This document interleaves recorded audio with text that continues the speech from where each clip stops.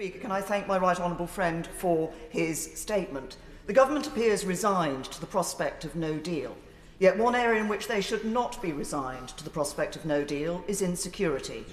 I note that my right honourable friend made no mention of security in his statement this afternoon, and the Prime Minister made no reference to security in his letter to parliamentarians on the 16th of October. So will my right honourable friend confirm that if the UK walks away with no deal, then our police and other law enforcement agencies will no longer have the necessary access to databases such as PNR in order to be able to continue to identify and catch criminals and potential terrorists in order to keep us safe? Well, my right honourable friend makes a very important point about security. I'd say three things.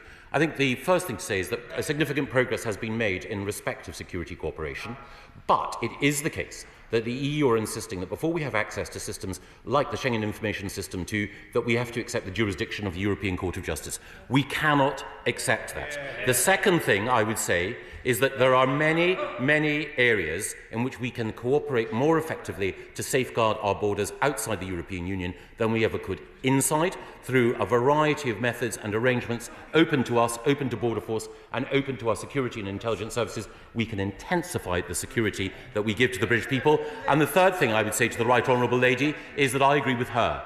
When it comes to everything, security and other matters, no deal is better than a bad deal. Mr. Speaker, can I thank my right honourable friend for his statement?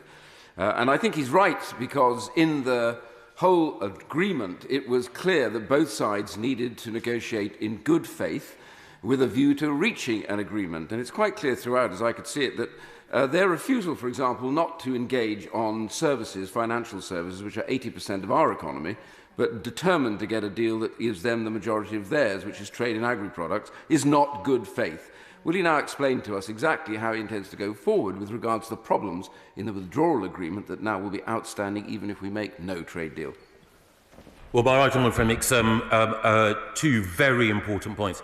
The first, of course, relates to the approach that the European Union has taken. And as I mentioned earlier, even while I've been at the dispatch box, it has been reported that there has been a constructive move on the part of the European Union, and I welcome that. And obviously, we need to make sure that we work on the basis of the proposed intensification that they propose. I prefer to look to look forward in optimism rather than necessarily to look back in anger. But he does make the point that the difficult period that we've had over the last few weeks has been as a result of some on the EU side not being as energetic as we have been to reach agreement.